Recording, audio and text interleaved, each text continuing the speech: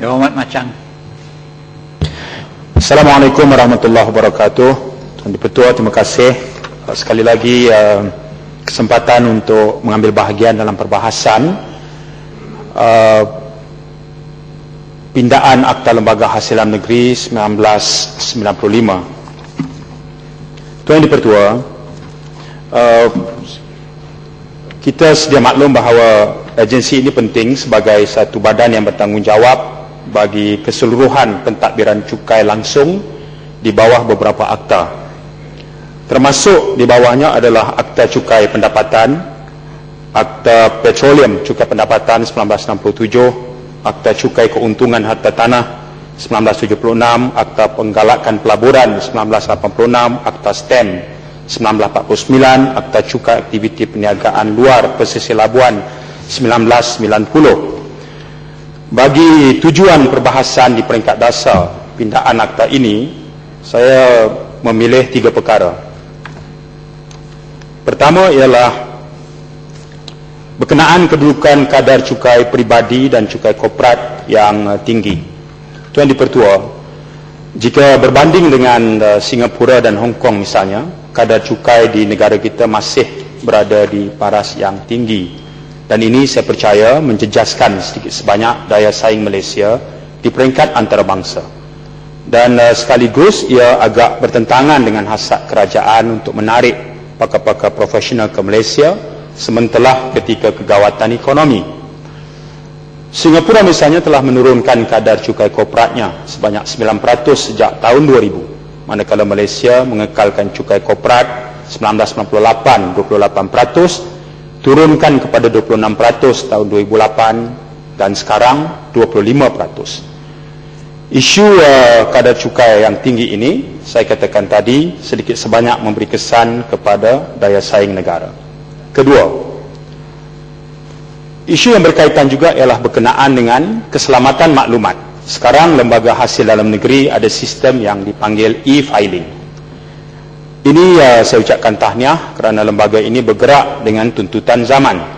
Seperkara yang berlaku, walaupun saya cuba untuk mempercayai sebagai kes terpencil, tetapi masih berlaku, ialah kedapatan insiden di mana maklumat akaun pembayar cukai itu bocor ataupun boleh diakses dengan izin oleh pengguna lain. Dan ini telah dibuat aduan khusus, misalnya sebagai contoh pada 7 April 2007, seorang pengguna sistem e-filing yang saya tak nak sebut namanya di sini terkejut apabila mendapati bahawa dia dapat melihat maklumat akaun pembayar cukai orang lain semasa menjalani proses pembayaran secara online. Bila dia tekan arahan save itu, dia dapat akses atau melihat maklumat orang lain. Saya percaya bahawa pelindungan maklumat peribadi ini, Tuan Dipertua, adalah kriteria yang penting untuk meyakinkan pengguna. Jika isu sebegini tidak dapat ditangani dengan baik, bayangkanlah apakah perasaan seorang pembayar cukai. Isunya ialah keselamatan maklumat pembayar cukai. Lembaga Hasil Dalam Negeri juga saya ikuti melalui laporan media pada 5 Jun 2009 meminta penerima cek bayaran balik cukai pendapatan yang dikeluarkan pada 27, 28 dan 25 Mei serta 1 dan 2 Jun 2009 dikembalikan semula kepada lembaga hasil berikutan masalah teknikal. Dalam kenyataan medianya, lembaga hasil berkata pihak bank juga sudah diminta untuk menghentikan bayaran bagi cek berkenaan, manakala cek gantian akan dipost kepada pembayar cukai selewat yang 10 Jun ini. Isunya, Tuan Dipertua, ialah kenapakah lembaga hasil dengan pengalaman yang sudah cukup lama dan satu badan yang begitu penting boleh melakukan kesilapan sebesar ini, dan sudah tentu ia akan melibatkan perbelanjaan tambahan.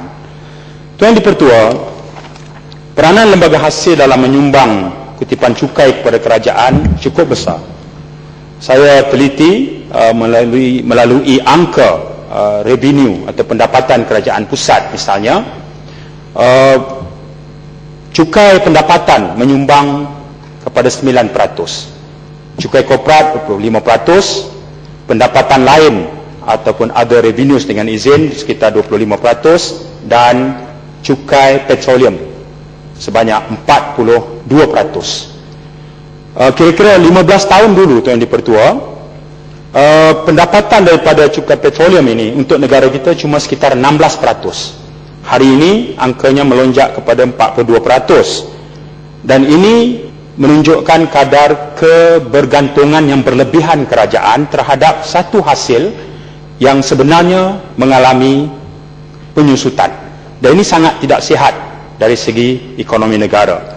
14 tahun dulu pendapatan lain menyumbang hampir 50%. Hari ini pendapatan lain cuma menyumbang sekadar 25%.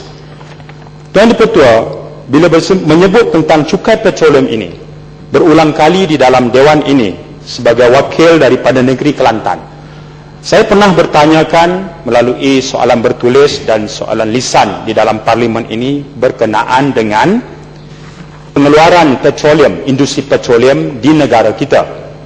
Apakah royalti layak diterima oleh negeri Kelantan? Jawapan menteri yang bertanggungjawab bagi EPU waktu itu dan menteri kewangan kedua waktu itu, yang saya masih simpan catatan jawapannya, ialah Kelantan tidak termasuk dalam negeri pengeluar industri petroleum. Ini memaksa untuk saya membuat sedikit bacaan, dan alhamdulillah siang tadi, pagi tadi di perpustakaan parlimen ini, saya ingin merujuk bahawa jawapan yang diberikan oleh pihak kerajaan sebelum ini mempunyai kesilapan yang sangat nyata. Saya ingin merujuk kepada buku Jabatan Perangkaan Bank Data Malaysia Negeri dan Daerah tahun 2007 di bawah tajuk Perangkaan Utama Industri Petroleum mengikut negeri di Malaysia tahun 2004. Di sini disebut negeri yang menghasilkan pengeluaran petroleum ataupun terlibat dalam industri petroleum. 1, Sarawak. 2, Kelantan. 3, Sabah. 4, Terengganu. Tak disebut Perak, tak disebut Perlis, tak disebut Kedah. Kedah tak ada minyak gamat ada sikit dilangkaui. Pahang juga tak disebut. Melaka tak disebut, Negeri Sembilan tak disebut. Yang disebut di sini Sarawak, Kelantan, Sabah, Terengganu. Jelas, dan amountnya, nilai output kasar Sarawak 14.7 bilion. Kelantan, Sabah, Terengganu. Anehnya, data ini disatukan saja. Ketiga-tiga negeri ini yang bawa menteri disatukan. Dia tak ada pecahan mengikut negeri. Tapi total keseluruhannya ialah 47 bilion. Ini bagi tahun 2004. Bagi membantu yang bawa menteri untuk meneliti kembali, izinkan saya mengulang. Rujukan saya ialah Jabatan Perangkaan Malaysia Bank Data 2007. Saya semak lagi Jabatan Perangkaan Bank Data Malaysia 2006, muka surat 187, yang menyebut dengan jelas di bawah tabel yang sama, iaitu Perangkaan Utama Industri Petroleum mengikut negeri Sarawak, Kelantan, Sabah, Terengganu. Baik, bila sebenarnya Kelantan ini terlibat sebagai industri players atau pemain dalam industri petroleum? Bila? Saya semak dalam buku yang sama bagi statistik tahun 2003 yang bawa menteri. Tak ada negeri Kelantan. Maknanya sebelum ini Kelantan tak termasuk. Sudah tentu ini adalah melibatkan, bila saya semak dalam laman Petronas, dia menyebut ada 4 telaga minyak. 1, Kekwa. 2, Cakrawala. 3, Bunga Raya. 4, Seroja. 5, Bintang. Dan 6, Lawit. Maknanya, fakta yang saya nak tekankan di sini ialah berdasarkan kepada Jabatan Perangkaan, maklumat di hadapan kita yang tak boleh kita bohongi ialah 4 negeri di Malaysia yang terlibat dalam industri petroleum, dan ini membabitkan kutipan cukai pendapatan petroleum yang dikuatkuasakan oleh lembaga hasil dalam negeri, termasuk Kelantan.